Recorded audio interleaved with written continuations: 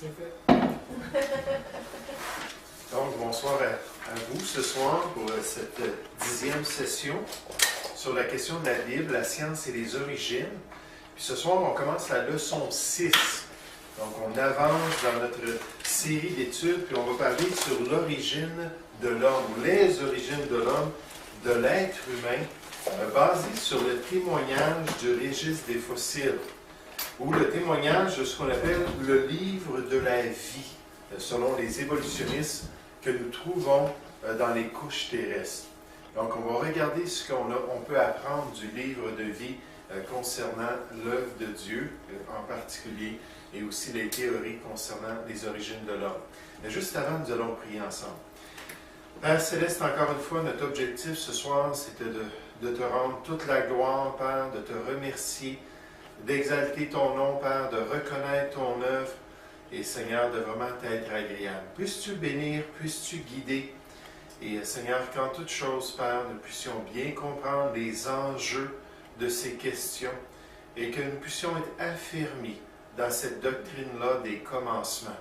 Père, bénis notre temps ensemble. Nous te prions aussi pour les personnes qui n'ont pas pu être ici ce soir, Père, que tu puisses mettre ta main sur eux, que tu puisses les fortifier, les guérir, les aider, au nom du Seigneur Jésus. Amen. Amen. Donc, cette question-là sur l'origine de l'homme, les sujets qui vont être traités pendant cette série-là, on va parler premièrement des deux perspectives. Nécessairement, dans chaque leçon, on a parlé des deux perspectives concernant les origines, concernant ce que la parole de Dieu a à dire nécessairement. Ensuite, deuxièmement, on va voir l'importance du sujet pour le chrétien. Puis vous allez voir, c'est un sujet qui est très important de comprendre ce qu'on apprend concernant l'être humain et son histoire, ses origines. Ensuite, on va analyser l'origine de l'homme des cavernes. On va voir quelques exemples qui sont présentés dans le monde. Puis ensuite, on va rentrer dans des exemples supplémentaires, mais plus en détail, pour regarder effectivement ce qu'on apprend concernant l'homme. Ensuite, nous allons faire des conclusions concernant la théorie de l'évolution, qui est vraiment une entrave au raisonnement logique quant à la science. Puisqu'on a déjà établi dans notre monde moderne les pensées de l'homme concernant ses origines, ça nous empêche d'être objectifs, ça nous empêche aussi de vraiment analyser ce que le monde nous dit concernant l'histoire de l'homme. Puis dernièrement, on va parler des mécanismes qui pourraient être possibles pour l'évolution, pour qu'elle puisse amener ces changements-là dans l'homme. Donc, les deux perspectives. Premièrement, la première perspective, c'est la perspective de la Bible, ou le modèle créationniste. Puis la Bible enseigne que Dieu a créé l'homme lui-même, directement, pour sa gloire. C'est ce que les Écritures enseignent. Lorsque nécessairement on se soumet à la parole de Dieu, puis on interprète normalement le texte biblique. Il y en a qui essaient de vraiment faire des compromis, comme on a déjà vu, puis essayer de faire dire des choses à la Bible. Dans Genèse 1, verset 27, on nous dit « Ainsi Dieu créa l'homme à son image, à la ressemblance de Dieu lui-même. » Dans Genèse 2, au verset 7, on nous donne la description de la création du premier homme. Lorsque Dieu a pris la poussière de la terre, et lorsqu'il a formé un corps humain, lorsqu'il a soufflé le souffle de vie dans ses narines, et que finalement Adam est devenu un être vivant. Donc on nous décrit ça. Ensuite, on nous présente la première femme, qui était le sous-produit d'Adam, alors que Dieu a pris une de ses côtes et a créé cette femme-là, qui était os de ses os et chair de sa chair, pour la gloire du Seigneur, et les deux sont devenus une seule chair.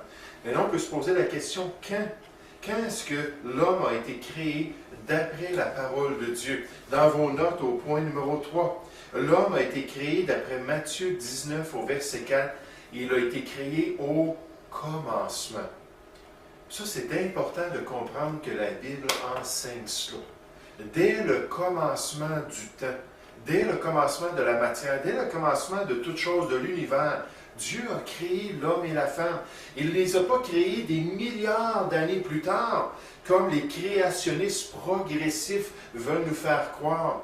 que l'homme est le produit de la création de Dieu, mais à travers l'évolution qui a pris des milliards d'années. Non, la Bible, le Seigneur Jésus, qui est le Créateur, nous le dit clairement, c'est au commencement.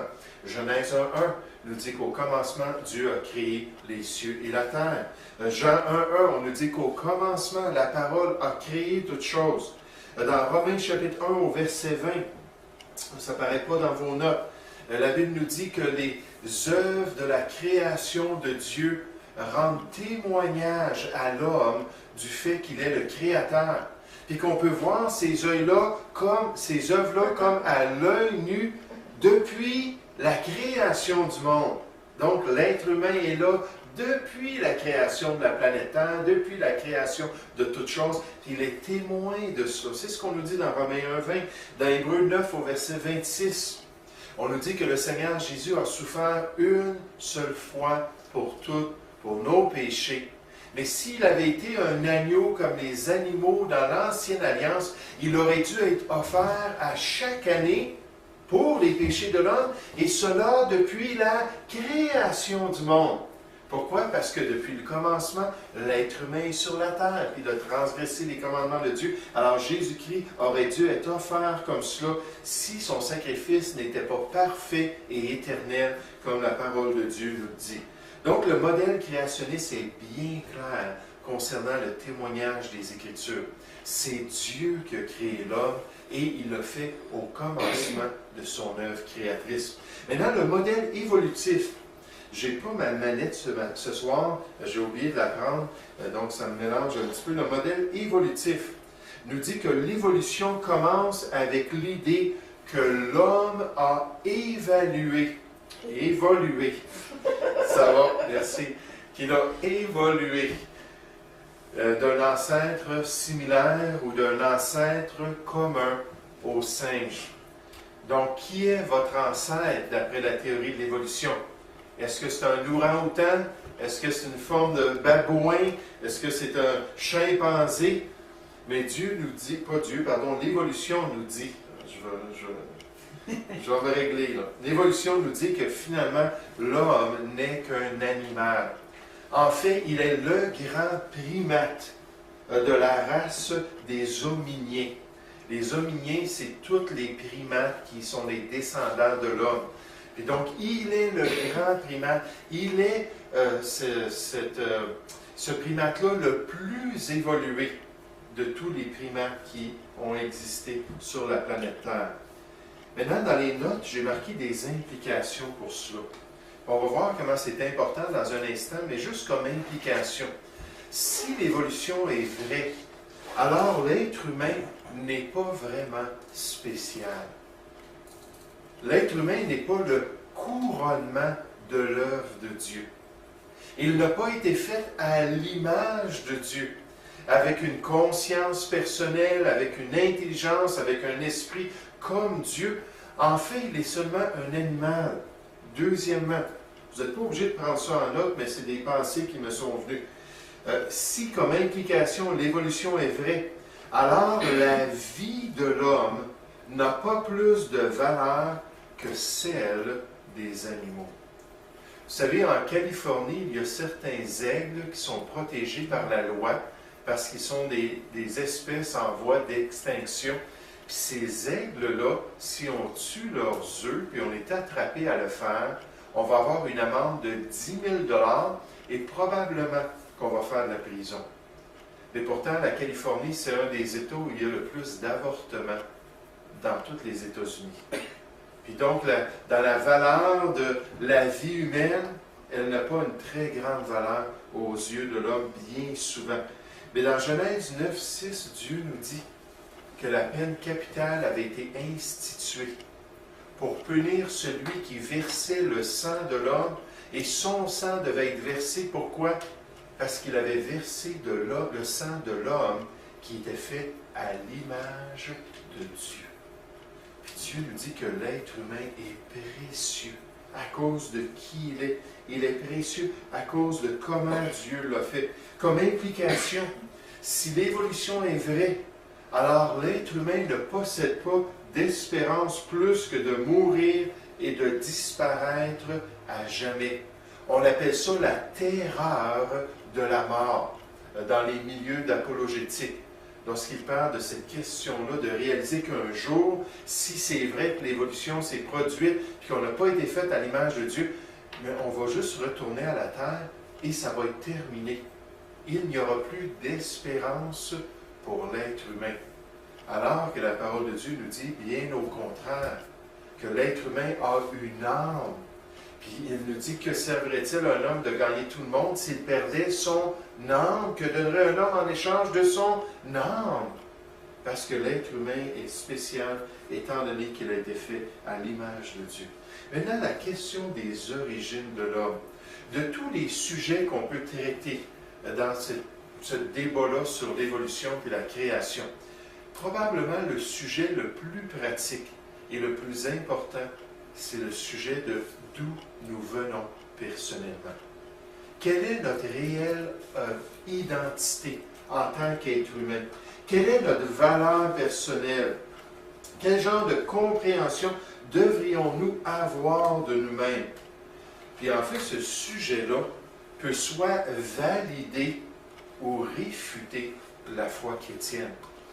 Si on pense à la question d'évolution, il y a seulement un endroit dans tout le monde autour de nous où on peut voir un historique des créatures, un historique de l'être humain. Puis cet endroit-là, c'est dans les couches de la terre. Si c'est vraiment le livre de vie, maintenant, j'aimerais suggérer, et vous le savez, que ce n'est pas le livre de vie, au contraire, c'est le témoignage d'un cataclysme universel qui a tout déposé une génération d'êtres humains avec les animaux qui habitaient sur la terre, avec la végétation, le monde alors périt. Puis là, on a ce témoignage-là à travers le monde du jugement de Dieu sur les impies. 2 Pierre 2 nous dit que ce témoignage-là est bon encore pour les impies d'aujourd'hui, pour leur rappeler que Dieu n'est pas bonasse, mais qu'il va punir ceux qui ne le connaissent pas et ceux qui n'obéissent pas à l'Évangile. Hébreux 10, 31 nous dit que c'est une chose terrible de tomber entre les mains du Dieu vivant. Mais là, on prend ce témoignage universel, au lieu de rendre gloire à Dieu pour son œuvre, puis même son jugement sur l'impiété du monde, et nécessairement sur la justice un jour qu'il va établir sur cette terre, au lieu de faire ça, on utilise ce témoignage-là pour faire une proposition envers quelque chose qui est totalement anti-biblique, l'évolution de toute chose. Et l'importance du sujet. Monsieur Lubnar, que je vais citer à plusieurs reprises, est un paléontologue. Un paléontologue, c'est-à-dire que lui, il étudie les couches de la Terre. Il étudie les espèces disparues et le témoignage du soi-disant livre de vie dans les couches de la Terre. Et il est un chrétien. Il a écrit un livre, son livre s'appelle « Les ossements de querelle » ou « Les ossements de conflit ». Parce qu'il dit que quand on regarde les ossements, puis on dit ce que les ossements qu'on retrouve, les fossiles de la Terre, ont à dire concernant l'être humain et toutes les espèces, ça nous amène toujours dans un conflit avec les idées proposées dans le monde. La Bible dit dans 1 Jean 5, 19, « Nous savons que nous sommes de Dieu et que le monde entier est sous la puissance du malin. » Et c'est pour ça qu'il ne faut pas être conforme au siècle présent, dans leur philosophie, leurs idées, leurs croyances.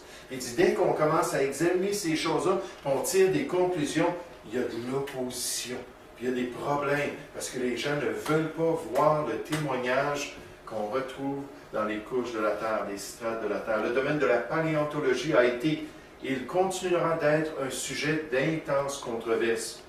Il doit en être ainsi. Ces concepts dépassent de beaucoup les données de la science elle-même. Ce n'est pas une science qui est très objective. Ce n'est pas quelque chose qu'on peut amener en laboratoire et arriver à des conclusions très exactes.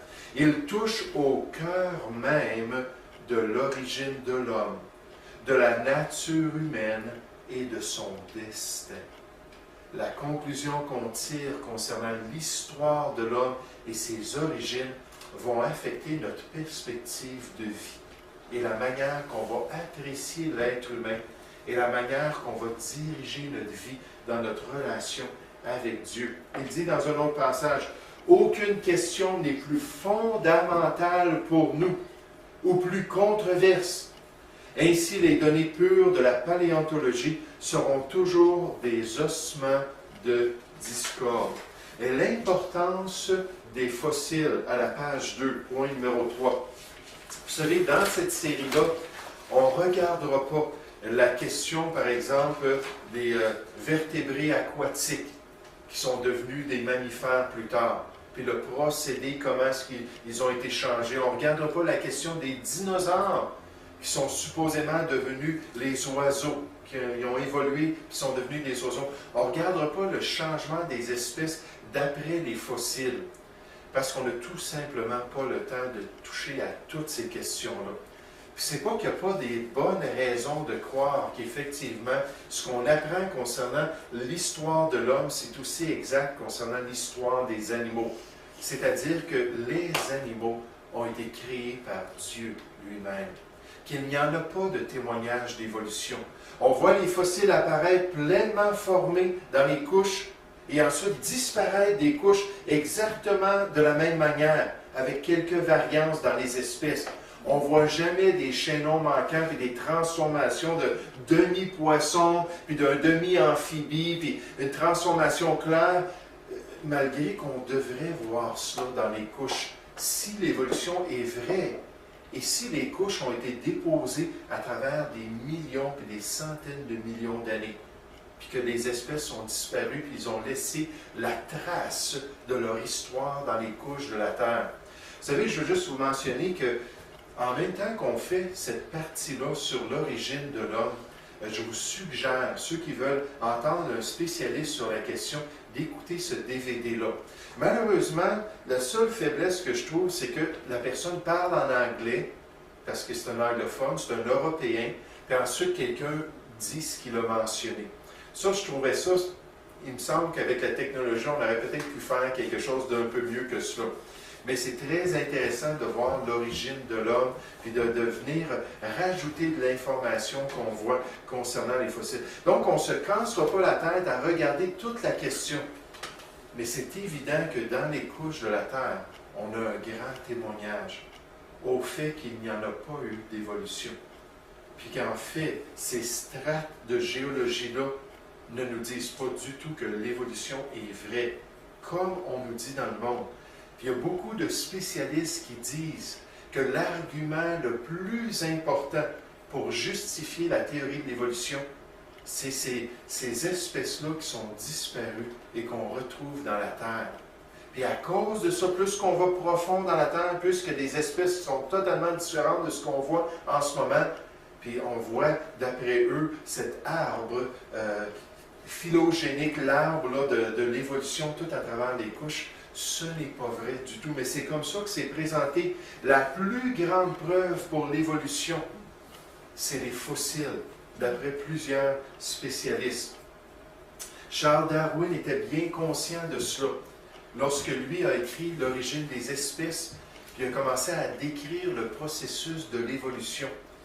Puis il s'est dit certainement que si je suis en train de dire que la vie est apparue de la non-vie, puis ensuite elle s'est développée puis à travers les millions d'années, les centaines de millions d'années de l'histoire de la Terre, elle a continué à évoluer par le processus de la sélection naturelle, qu'il devrait y avoir dans les couches de la Terre un immense témoignage de cela. Et lorsqu'il s'est tourné vers cette question-là, puis il a commencé à faire des fouilles, puis à regarder, puis à lire sur d'autres personnes qui travaillaient dans le domaine, il s'est aperçu, oh, c'est vraiment, c'est une nouvelle science, la paléontologie, puis on ne connaît pas grand-chose, mais jusqu'à date, ce qu'on connaît, ça ne va pas bien avec ce que je suis en train de proposer. Puis il savait que ça allait être une embûche à la croyance. Pourquoi toutes les formations géologiques et les strates, les couches, ne regorgent pas de tels liens intermédiaires? La géologie ne révèle pas une telle chaîne graduée d'organismes. Et ceci est probablement l'objection la plus évidente et la plus grave contre ma théorie. Et ce qu'on est capable de voir aujourd'hui, au 19e siècle, on commence à fouiller dans la Terre. Ça ne marche pas trop avec ce que je suis en train de proposer comme mécanisme pour amener toutes les espèces qu'on a là. Mais il dit de toute manière, il dit, ça ne m'inquiète pas. Il dit, j'ai bien espoir. Il y a toujours une bonne chance que des formes intermédiaires vont être découvertes qui vont lier ensemble ces états extrêmes, l'état des espèces qui sont tellement divergents. Puis il dit là, on va tout trouver les chaînons, les formes transitionnelles, puis on va arriver à ce beau témoignage-là de la nature que qu'est-ce que je vous ai proposé, c'est vrai. Vous savez, Charles Darwin a été géologue. Il a étudié un peu, il s'est formé en géologie. Puis lui-même, pendant un certain temps, à cause de sa formation biblique, il avait une perspective créationniste. Mais après son voyage pendant 5 ans sur le HMS Beagle, qui était un bateau britannique scientifique, avec des scientifiques, il est allé à travers le monde pendant ces 5 ans-là pour examiner la nature, puis arriver à cette conclusion-là que l'évolution, c'était la meilleure explication de toute chose. Là, il est arrivé à la conclusion qu'il fallait qu'il change cette perspective-là. C'était vraiment une embûche pour le progrès de la science. La croyance que Dieu a créé chaque espèce comme elle se trouve sur la terre. Les équipants, les géologues à travers l'histoire croyaient à la création directe de Dieu, mais avec une capacité d'adaptation et de micro-évolution au milieu de la même espèce, pour faire un petit chihuahua et faire un grand danois. Puis il savait que Dieu avait fait ça, mais lui, il a dit non. Il dit ça, c'est un préjugé de notre société moderne, qu'il faut absolument que l'on détruise. Là, des groupes de personnes qui ont lu l'origine des espèces, qui ont vu le cri de son cœur, de trouver des chaînons manquants, ont commencé au 19e siècle, au 20e siècle, à faire des fouilles à travers le monde pour essayer de trouver d'autres fossiles qui démontreraient des animaux à moitié une espèce, puis à moitié l'autre espèce, en train d'être vraiment transformés d'une espèce à l'autre, puis laissant ce témoignage-là partout sur la terre. Puis il dit, j'ai bien espoir qu'on va trouver ces vérités-là, puis qu'on va arriver à cette conclusion-là. Un auteur dit, dans les 130 années depuis cet écrit de Darwin, puis là maintenant c'est même plus que 130 années, 150 ans, la situation s'est seulement empirée pour sa théorie. Puis avant de lire ce que le paléontologue Stephen Jay Gould a dit, mais ça s'est juste empiré. Pourquoi? Parce qu'on a trouvé des milliards et des milliards et des milliards de fossiles. Toutes les grandes universités, tous les grands musées du monde ont une quantité innombrable de fossiles. Mais le problème avec ça, c'est qu'on n'a pas plus de chaînons manquants. Puis le témoignage, c'est que les fossiles apparaissent dans leur forme, ils sont là dans la terre, dans la forme exactement comme ils sont créés. Puis quand on ne les voit plus ensuite, bien, il n'y a jamais eu de transformation pour les amener à une nouvelle forme. Et donc, on ne parlera pas vraiment du registre des fossiles dans tous ces détails, mais puisqu'on parle de la question des fossiles humains et du témoignage concernant l'histoire de l'homme, je voulais quand même m'arrêter et dire, ne vous faites pas tromper à croire que la plus grande preuve pour l'évolution soit réellement une preuve contre la création. Ce n'est tout simplement pas vrai. Mais qu'est-ce qu'il a à dire, Stephen Jay Gould, concernant ce qu'on voit dans la Terre?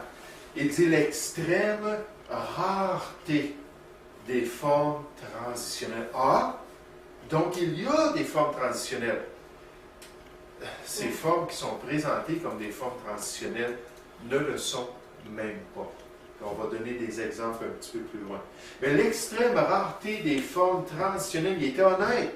C'est un paléontologue, c'est ça qu'il fait à temps plein, fouiller, puis c'est un des hommes les plus connus dans le monde pour ses expertises. Il fouille dans la terre, puis il dit l'extrême rareté, en considérant tous les milliards de fossiles que nous possédons. Des formes transitionnelles dans le registre des fossiles persistent comme un secret bien caché de la paléontologie. Ce n'est pas quelque chose qu'on va mettre là, dans le National Geographic ou dans la Science ou l'Institut. Non, il dit, nous, on est au courant. Mais les revues populaires n'en parlent pas. Il dit, c'est un secret. L'arbre évolutif qui paraît dans les manuels scolaires possède seulement des données au bout des branches et sur les joints. Le restant est de la spéculation. Cependant raisonnable parce qu'il est un évolutionniste. Mais c'est juste de la spéculation, c'est de l'imagination. Et vous savez, les scientifiques ont beaucoup d'imagination. Puis ils mettent beaucoup leur pensée et leur art dans les questions des origines parce qu'ils n'ont pas les preuves. Mais il dit, c'est le restant est de la spéculation cependant raisonnable qui n'est pas basée sur l'évidence des fossiles. Pas du tout. Maintenant, ce n'est pas ce qu'on nous présente dans les manuels scolaires. Je vous donne juste quelques exemples. C'est ce qui est triste.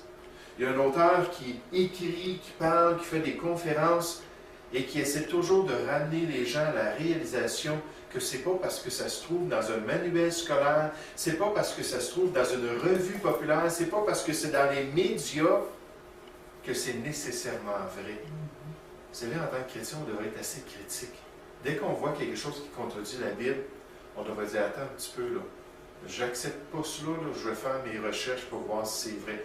Proverbe 14 au verset 15 nous dit que c'est sage de le faire.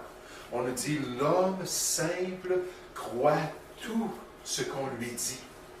Mais l'homme prudent est attentif à ses voies.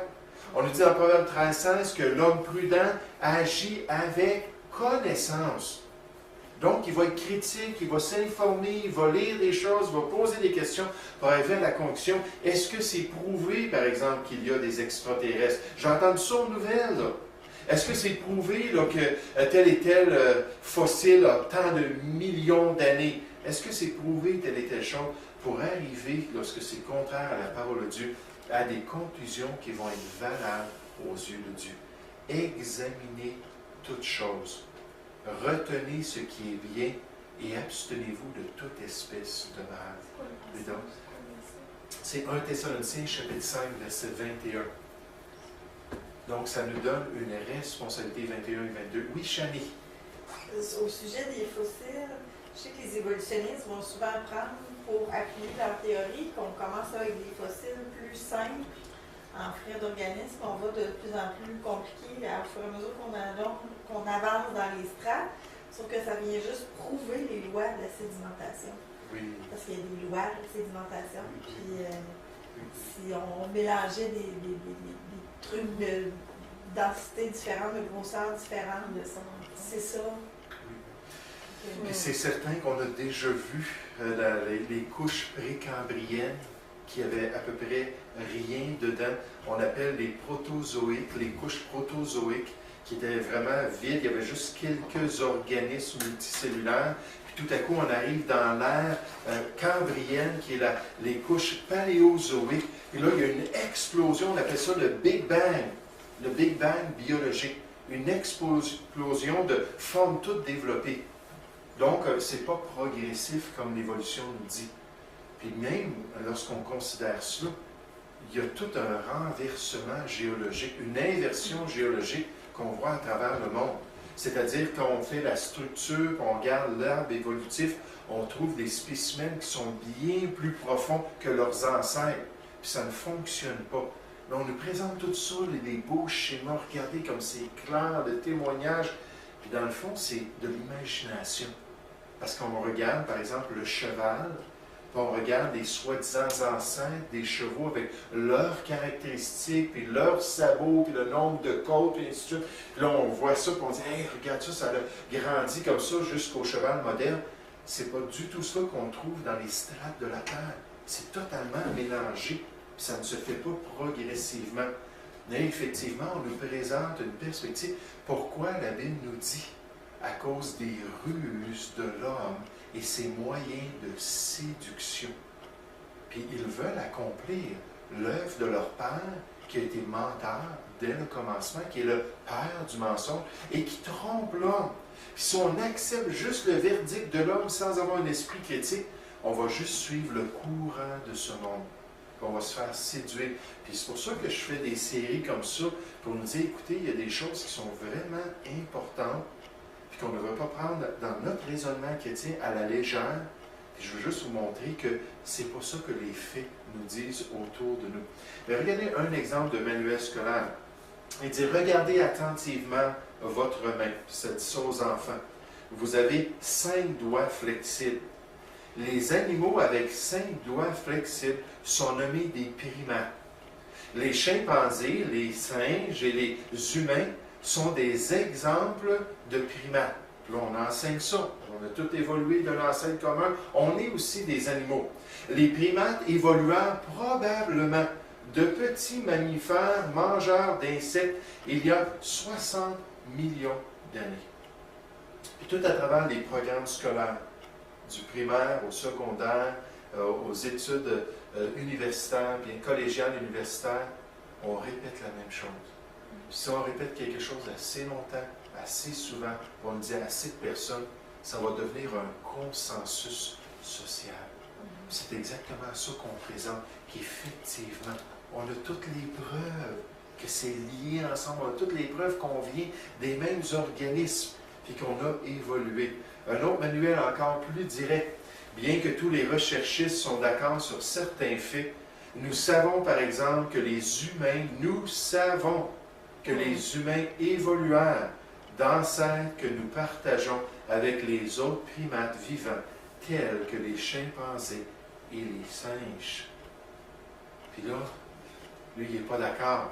Moi, je ne veux rien avoir à faire avec les humains. On n'a pas le même ancêtre, puis on n'est pas connectés ensemble. Mais on nous présente ça comme un fait, une certitude, plutôt que de dire « nous croyons ». Hein, c'est ce que nous, on accepte comme croyance. C'est ça notre religion, finalement. C'est ça notre perspective de la vie. Mais l'importance de l'éducation. Un auteur dit « c'est la conviction commune des contributeurs de ce volume, un livre qui s'appelle « Les deux tâches de l'érudit chrétien », que ce front est absolument crucial pour l'avancement du royaume de Dieu à notre époque. Maintenant, il parle du milieu universitaire. D'essayer, quand il y a des érudits qui travaillent dans les universités, d'essayer d'affecter leurs étudiants par les croyances chrétiennes. On ne peut pas, dans les universités, essayer de convertir quelqu'un. On ne peut pas prêcher l'Évangile comme tel. Mais essayer de dire, écoutez, c'est pas fou de croire qu'il y a de l'intelligence derrière toute chose. C'est pas fou de croire que le registre des fossiles nous dit que Dieu a créé toute espèce déjà formée. Puis donc, d'essayer d'influencer le monde universitaire. Puis il dit, pourquoi?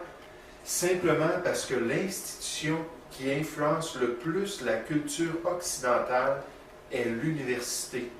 C'est à l'université que nos futurs politiciens, journalistes, avocats, enseignants, etc. vont être formés. Ces enseignants-là, ensuite, vont s'en aller dans les différents niveaux d'éducation, puis ils vont former les enfants à avoir la même pensée et la même croyance. Puis pour présenter cela comme étant un fait. Mais les origines et la paléontologie. La paléontologie, c'est la science qui étudie les fossiles d'espèces disparues. C'est une branche de la géologie, mais qui se concentre sur les fossiles. Maintenant, qu'est-ce qu'elle dit, cette science des fossiles? Il n'est pas étonnant que les paléontologues se sont éloignés de l'évolution pendant si longtemps. Maintenant, c'est un homme qui n'est pas un chrétien. Et lui, il est un paléontologue. Il dit, je vais être bien sincère, lorsqu'on regarde le registre des fossiles, la conclusion à laquelle on arrive, c'est pas « Oui, Darwin !» Non, c'est « Non, Darwin, tu t'es trompé. » Parce que c'est pas ça qu'on trouve dans la Terre.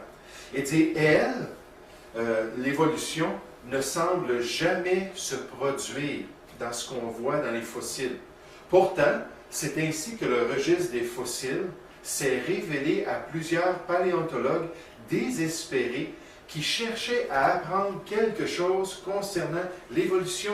Et dit, lors de leur formation, on nous a dit que le registre des fossiles nous démontrait l'évolution, puis c'était extraordinaire de voir les différentes couches, les fossiles indices, puis tout apprendre ces choses-là dans les strates de la Terre. Puis il dit, lorsqu'ils commencent à faire leur recherche, puis ils commencent à travailler dans la Terre, à regarder les faits, là, ils sont tous surpris, voyons donc, ça ne fonctionne pas du tout. Parce qu'effectivement, le soi-disant livre de vie n'est pas en accord avec l'évolution. Cet auteur-là dit la description de Leakey Puis on va le voir un peu plus tard, Leakey, c'est une des personnes qui est allée à la recherche du chaînon manquant de l'homme.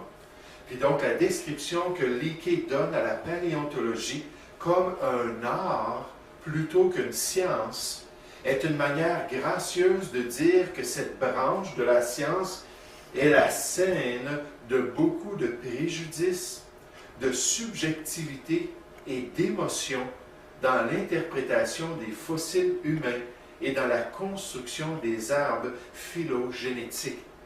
Puis il dit, quand ces gens-là commencent à travailler avec les couches de la Terre, puis regarder les choses, ils trouvent quelque chose qui n'est pas du tout à la bonne place, qui ne devrait pas se trouver à cet âge-là, dans ces couches-là, avec ces fossiles-là. Là, c'est toute la crise pour essayer de cacher la découverte. Pour essayer d'être, finalement, de ne pas être objectif, mais d'être malhonnête en faire ce qu'on trouve dans la Terre. Et c'est ça le conflit entre la croyance de l'évolution qui amène les gens à nier les faits de la science, à nier le témoignage des couches de la Terre. On s'en vient là, dans un instant aux fossiles de la Terre. Solly Zuckerman, un homme bien populaire qui ne connaît pas du tout le Seigneur et la parole de Dieu, a dit dans son livre Beyond the Ivory Tower, la grande tour d'ivoire de l'évolution, qu'il remet en question dans son livre. Il dit concernant le registre des fossiles, il dit le registre est si étonnant qu'il est légitime de se demander s'il y a beaucoup de sciences qui se trouvent dans ce domaine. Parce qu'il dit, c'est tellement pas ce qu'on s'attendait lorsqu'on l'étudie. Puis il dit, je vais être honnête en disant, nous quittons alors les limites de la vérité objective lorsqu'on se déclare concernant ce qu'on trouve dans les fossiles. Dans ces branches de la présumée science biologique, il y en nomme quelques-uns, incluant de l'interprétation de l'histoire des fossiles humains, où pour le croyant, tout est possible. Le croyant dans l'évolution. Parce que c'est comme ça qu'ils appellent les évolutionnistes. Ils reconnaissent que c'est une religion.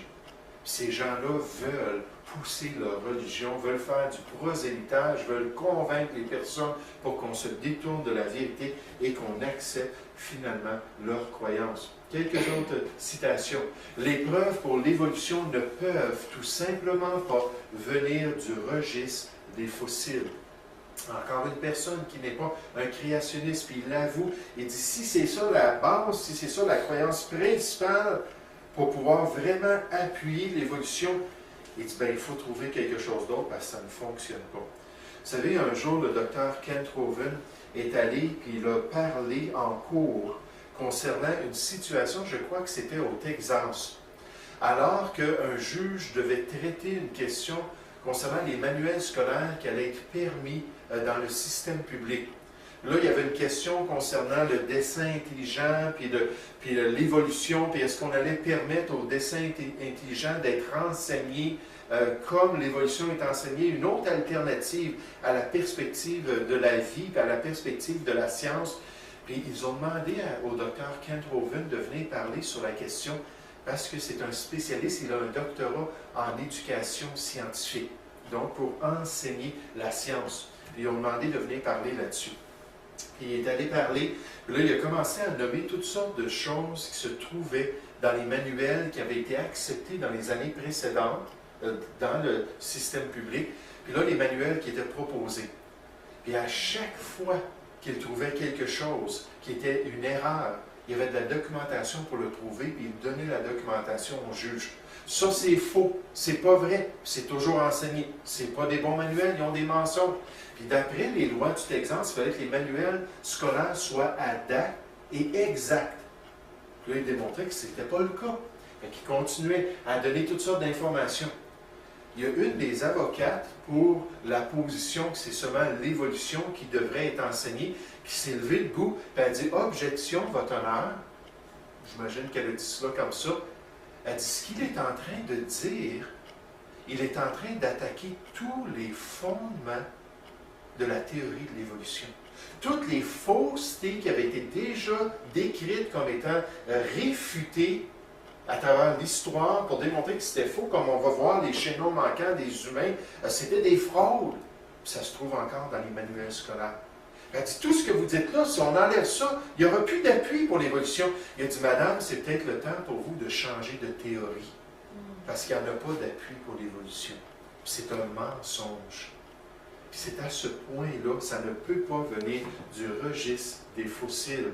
Le registre des fossiles humains, comme le registre des fossiles en général, a échoué dans sa tentative de pourvoir des preuves pour l'évolution. Ça n'existe pas du tout. Encore une fois, le mythe populaire est que les preuves venant des fossiles dominiens, en parlant de l'homme et de ses descendants, prouvent virtuellement l'évolution de l'homme. C'est un mythe populaire. C'est une croyance qui est répandue, mais qui n'est pas vraie. La réalité est que ces preuves ont désappointé les évolutionnistes et sont mises au rencard. Bien souvent, il y a des gens qui ne veulent même plus les citer pour justifier leur croyance. Actuellement, les preuves des fossiles humains falsifient le concept de l'évolution de l'homme. Donc, c'est un sujet très important. Commençons avec un exemple. Là, ici, je l'ai pris de l'anglais, juste quelques exemples dans l'évolution de l'homme, d'après le monde, mais ça se peut que ça s'appelle l'homme de Javan, au lieu de l'homme de Java. D'accord? Je n'ai pas été capable de trouver dans les dictionnaires en français, mais c'est possible. Mais qu'est-ce qu'on apprend concernant l'homme de Java? En 1891, un homme qui était parti à la recherche justement de chaînons manquants, et juste pour vous dire que ceux qui trouvent les soi-disant chaînons manquants dans le monde autour de nous deviennent célèbres. Ils deviennent très, très populaires à cause qu'ils ont finalement prouvé l'évolution. Fait qu'il y a plein de monde qui sont partis et ont dit « Je dois trouver le chaînon manquant ». Mais peu importe ce qu'il trouvait, il l'a proposé comme un chaînon manquant. Maintenant, qu'est-ce que cette personne, en 1891, a découvert? Il a découvert une partie d'un crâne, d'un primate et d'un fémur. Donc, seulement le crâne, comme on le voit ici, je n'ai même pas mon chose, seulement le crâne, il y avait quelques morceaux dedans, seulement le fémur, mais il les a découverts à 45 pieds de distance l'un de l'autre. Puis en fait, c'était même pas dans la même couche. C'était un petit peu plus profond, les parties qui ont été découvertes. Il était vieux. Oui. Donc, il a découvert ça, puis là, à cette époque-là, on estimait l'âge, d'après la forme du fémur puis du crâne, on estimait l'âge à environ 500 000 ans. Et vous allez voir comment l'imagination artistique est merveilleuse. À partir de ce bout de crâne-là, on a fait un visage. Ensuite, les artistes ont donné une représentation. Oups! Peut-être que vous avez déjà vu ça dans les revues ou dans les émissions. Ah, c'est un des hommes des cavernes, hein, qu'on a tellement vu, là, populaire. Peut-être que vous êtes allé au musée de la science naturelle à Québec, et vous avez vu ces représentations-là. Puis là, on a dit, bon, il y avait un fémur, donc il devait marcher droit comme un être humain. Puis là, on lui a mis un petit peu de peau pour recouvrir sa nudité avec une perche en bois. Et voici l'homme de Java, avec un bout de crâne et un fémur. Maintenant, qu'est-ce qu'on apprend concernant l'homme de Java? Richard Leakey a dit ceci. « Certaines personnes vont m'avoir entendu dire que je pensais que la paléontologie était plus un art qu'une science. » Il avait dit ça avant cette découverte-là de l'homme de Java. « Je pense qu'elle va maintenant devenir une science. » Hey, il y a une grande espérance, cet homme-là. C'est pas un chrétien, là. Et j'espère bien qu'elle va devenir une science parce que la minute qu'elle deviendra une science, nous aurons le commencement d'une compréhension de ce qui se passe réellement. Puis quand il a entendu concernant cette découverte-là, un chaînon dans l'histoire de l'évolution de l'homme, il a dit enfin, ça va devenir scientifique parce que là, ça va être prouvé aux yeux de tous. Qu'est-ce qu'on a découvert? Rudolf Virchow, qui est considéré le père de la pathologie moderne. Chani, la pathologie, c'est bien l'histoire des maladies et les causes des maladies. Donc, le père de la pathologie moderne a déclaré, lui, il était un des premiers à examiner l'homme de Java. Puis il a dit, selon moi, cette créature était un animal. Donc, le crâne qu'il a découvert, il dit, c'était juste un crâne d'animal. Un géant gibbon. Un gibbon, c'est une sorte de petit singe en Asie qui nécessairement avait été bien développé. Il était quand même grand comparé aux autres gibbons, mais dans le passé, souvent, on retrouvait des fossiles d'animaux beaucoup plus gros que leurs contemporains aujourd'hui. Je vous ai raconté le castor qui a été découvert, le fossile de castor, qui était gros comme un ours. Effectivement, d'après le texte biblique, s'il y avait des millénaires qui passaient avant le déluge, puis les animaux pouvaient vivre des centaines et des centaines d'années, ça devient assez gros. Pensez à une tortue. On a des tortues de près de 150-200 ans. Elles sont énormes. Elles ne sont rien comparées aux tortues qu'on a découvert, qui sont beaucoup plus grosses que ces tortues-là. Donc, ça a l'air vraiment, le crâne de gibbon, mais il est juste plus gros que normal. Et il dit, le fémur n'a aucun lien avec le crâne. Il dit, je ne sais pas pourquoi vous liez ces choses-là ensemble. Il dit, c'est même pas la même espèce. Ça ne devrait même pas nous donner une idée de qu'est-ce que cette créature-là devait être. Concernant la découverte de Java, l'histoire a été racontée souvent.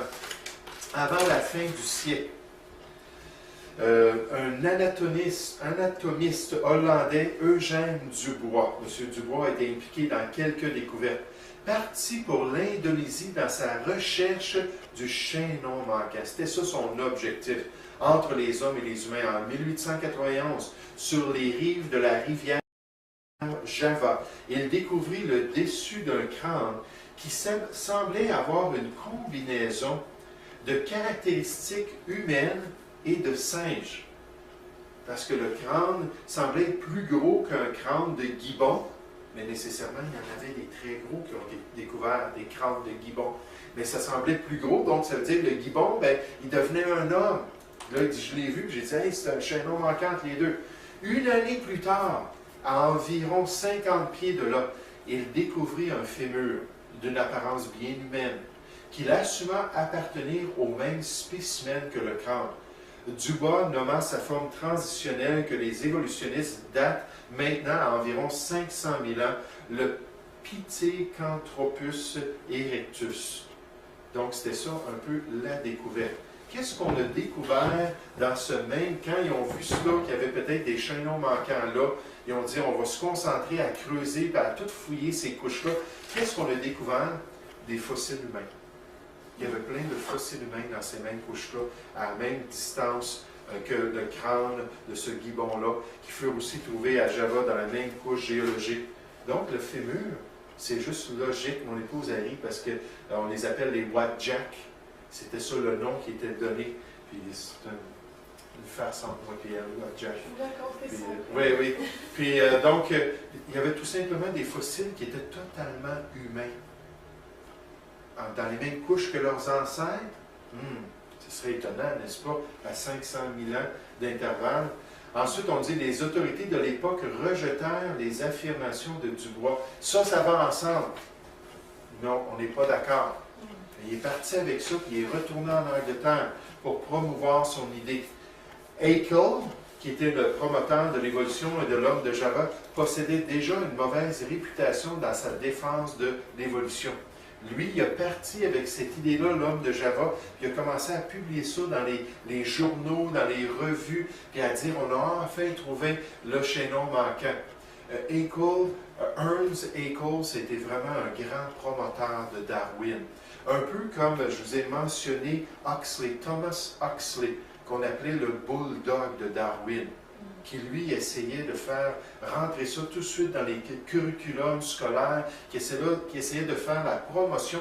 En fait, on l'appelle Thomas Huxley, on l'appelle le père de l'évangélisation athéiste. Puis, il faisait une poussée pour amener la société à se détourner de la Bible, se détourner de l'Église, puis se détourner de la foi. Mais Haeckel était comme ça, fait qu'il s'est lié à Dubois, puis on dit hey, tu vas devenir célèbre, mon gars, puis on va répandre ça partout. Depuis 1950, les anthropologues et les manuels scolaires ont nommé l'homme de Java Homo erectus. Puis ça se trouve toujours dans les manuels. Malgré le fait que c'était juste l'imagination d'un homme, malgré le fait que c'était trouvé au milieu d'ossements humains modernes, malgré le fait que l'apparence d'un gibbon était bien claire, puis ça prenait beaucoup d'imagination de pousser ce crâne-là vers les ancêtres des hommes pour faire croire cela. Aujourd'hui, beaucoup parlent de la fraude de Java. L'homme de Java fut éventuellement accepté comme notre ancêtre évolutif, malgré les preuves contraires, puisqu'il pouvait être interprété comme promouvant l'évolution. C'est un outil pour détourner les gens de Dieu. C'est un outil entre les mains du malin, comme les autres chaînons manquants. Les questions historiques et scientifiques concernant l'homme de Java sont aussi légitimes aujourd'hui que lorsque les fossiles furent découverts. Les mêmes arguments, la même logique qui nous dit pourquoi lier ces deux ossements-là ensemble, puis en faire un cas, puis en développer une caricature d'un être qui aurait évolué. Pourquoi faire ça? Ce n'est pas légitime de le faire. Non, on le veut, notre chaînon manquant. Puis quand on regarde tous les chaînons manquants qui sont proposés, il n'y en a pas tellement, mais quand on les examine, on arrive aux mêmes conclusions. Ils veulent ces choses-là pour justifier leur croyance, quand ce n'est pas légitime de le faire. Un autre auteur a dit, une fois que des scientifiques crurent qu'ils avaient évolué d'ancêtres primaires, ils commencèrent à chercher des preuves venant des fossiles. Des approches anti-scientifiques à la question ont fait en sorte que presque tous les fossiles des singes découverts furent catalogués comme un chaînon manquant, un ancêtre évolutif de l'homme, quand c'était bien clair que ce n'était que des singes. Peut-être des singes qui étaient éteints, peut-être des singes dont on n'en avait plus aujourd'hui d'exemplaires ou de spécimens, mais toutefois, c'était seulement des singes, et c'était rien d'autre. Ah oui, mais il était en train de commencer à se lever, puis en train de commencer à marcher, des bipèdes qui étaient capables de rester là, homo erectus, homo droit, qui étaient capables de rester droit comme les humains. Quand on regarde les fossiles, ça ne devient pas conclusif. C'était tout simplement des singes ou tout simplement des humains. Cet auteur dit, cette approche eut pour résultat des fraudes et des données manipulées qui furent acceptées comme des chaînons manquants. Si un scientifique croit que l'homme vient des singes, il doit imaginer ces hominiens en existence. C'est pour ça que je vous dis que les faits de la science tombent facilement dans le modèle de la création. Mais les faits de la science doivent être changés ou interprétés pour les pousser dans le modèle de l'évolution. Et encore une fois, ça prend beaucoup d'imagination. Constamment, on parle de l'imagination des évolutifs. Un auteur a dit, certains évolutionnistes biologiques comme Richard Dawkins ont une imagination fertile. Ils peuvent changer l'histoire pour atteindre n'importe quelle structure biologique qu'ils désirent. Je vais trouver un bout d'ossement par terre et je vais partir avec ça. Je vais dire, hey, j'ai un chaînon manquant. Là, je vais demander à un artiste de me faire là, une belle image de qu'est-ce que le chaînon manquant, d'après la proportion de l'ossement, qu'est-ce que le chaînon manquant aurait de l'air. Puis là, je vais faire de la publicité, puis je vais devenir célèbre. Vous dites, ben voyons, un petit ossement. On arrive à un exemple tout à l'heure d'une dent. Une dent qui a été proposée, puis là, toute la créature a été faite autour de cette dent-là, puis finalement, on voit que c'est même pas une dent d'humain. Donc, c'est un exemple. La fraude de Java. Un nombre de fossiles particuliers sont maintenant regroupés sous le nom générique Homo erectus, donc des petits singes qui commençaient à évoluer vers l'homme, incluant le célèbre homme de Java. Les preuves pour tout ceci sont équivoques, sans pousser trop la chose. L'homme de Java fut ensuite répudié par son découvreur. Plus tard, il a admis, non, je m'étais trompé d'associer M. Dubois, je m'étais trompé d'avoir associé ces choses-là ensemble. On a quand même gardé son fossile comme un exemple d'un chaînon manquant. Un auteur a dit, lorsqu'il a regardé, c'est un professeur de droit, lui, il est spécialisé dans la logique juridique, lorsqu'il doit débattre des choses en cours. Il dit, quand je regarde l'évolution, puis quand je regarde les proposants, les adeptes de l'évolution, pour la manière qu'ils s'y prennent, il dit en général, là j'ai mis ça sous la catégorie de la fraude de Java, mais avant c'était intitulé la fraude de l'évolution en général. Il dit, l'évolution n'est pas fondée sur les faits scientifiques, mais sur la croyance philosophique nommée le naturalisme. Il dit la croyance d'une grande quantité de faits empiriques soutiennent la croyance qu'une grande quantité de faits empiriques soutiennent l'évolution, j'ai oublié d'écrire l'évolution, est une illusion. L'évolution est elle-même une religion. Il continue en disant, si l'évolution était une hypothèse scientifique basée sur une étude rigoureuse des faits qui viennent de la science, c'est pas un chrétien cet homme-là. Puis il a écrit un livre, Darwin, qui est on trial, donc qui est amené en cours pour examiner si ça tient avec les règles de la logique juridique. Il dit, si l'évolution était une hypothèse scientifique basée sur une étude rigoureuse des faits scientifiques, elle aurait été abandonnée il y a bien longtemps. Puisque l'athéisme est la supposition de base du processus évolutif, elle ne peut être sa conclusion logique. Donc ça, c'est un homme, l'homme de Jacob. Maintenant, un autre exemple. L'homme de Piltdown. L'homme de Piltdown. Qu'est-ce qui s'est produit? On a découvert un segment de la mâchoire inférieure. J'ai oublié un E ici sur les notes.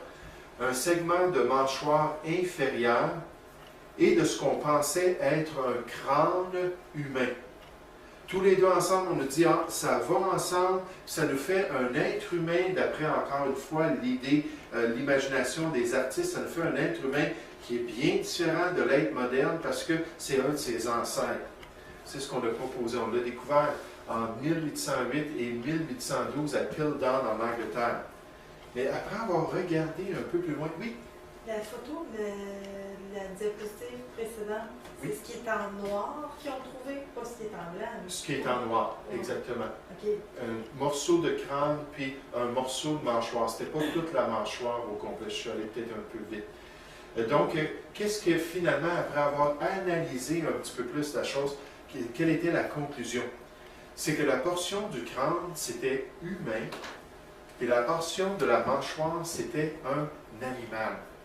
Ça, on a découvert ça, mais là, les artistes sont partis avec les proportions, puis ont commencé à tout de suite démontrer leur imagination, puis on a dit, bon, ça a 500 000 ans, ça aussi.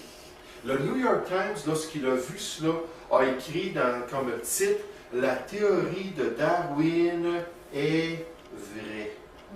Et il faut faire attention aux médias du monde. Ils vont tout de suite proposer des choses sans qu'on ait eu le temps d'analyser la question et de vraiment réfléchir. Dès qu'ils ont l'information, ils veulent être les premiers à le publier pour vendre des journaux.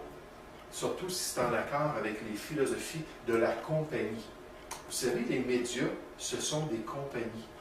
Des compagnies qui ont besoin de revenus, des compagnies qui ont des objectifs particuliers. Et dès que le New York Times a vu cela, ça a été dit tout de suite, l'homme de Piltdown, ça prouve que la théorie de Darwin est vraie, donc c'est un fait, à cause d'un bout de crâne et à cause d'un bout de mâchoire. Mais la vérité, ça a été incorporé tout de suite dans les journaux, les encyclopédies ont commencé tout de suite à en parler, mais en 1953, des scientifiques ont décidé d'étudier à nouveau les ossements. On avait envoyé des répliques en plâtre à travers le monde pour que les universités puissent parler de la découverte. Mais les répliques en plâtre ne démontrent pas les détails des originaux. En 1953, les scientifiques ont dit « On aimerait ça pouvoir nous aussi examiner les fossiles par nous-mêmes. » Puis finalement, quand ils ont regardé les fossiles, ils se sont aperçus qu'il y avait eu une manipulation d'ossements qui maintenant sont datés environ 600 ans. Des ossements qui remontent au Moyen Âge. C'est une fraude complète. Vous allez voir ce qu'ils ont fait à ces ossements-là. L'illustration classique démontrant que les plâtres peuvent être moins que parfaits est le récit de la fraude des fossiles de l'homme de Piltdown. L'homme de Piltdown fut une combinaison d'un crâne humain récent et d'une pièce d'une mâchoire inférieure d'un orang-outan. Maintenant, quand la personne a découvert cette partie de mâchoire-là, elle l'a associée à dire « Ah, ça fait des proportions pour être un chaînon manquant, mais c'est une mâchoire d'orang-outan. Donc, je ne peux pas le mettre ensemble, mais moi, je veux devenir célèbre. alors je vais manipuler les faits, puis je vais changer la mâchoire. C'est ce qu'on a vu lorsqu'on a examiné les vrais ossements. Ils ont commencé à faire des manipulations sur la mâchoire pour, au lieu d'avoir cette image-là d'un chaînon manquant, puis d'avoir cette idée-là derrière la tête que c'était légitime, ils ont dit on va regarder les faits. Maintenant, quels étaient les faits?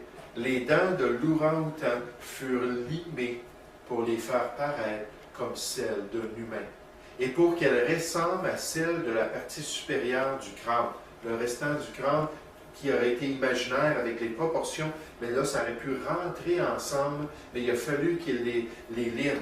Les marques de la lime sur les dents de l'ourang-outan furent visibles seulement sur les originales, sur les dents originales, et non sur les plats.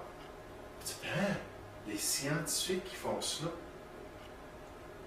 Des hommes avec un cœur tortueux et méchant, qui effectivement peuvent faire des choses mauvaises, puis peuvent faire des choses contraires à ce qui est dit.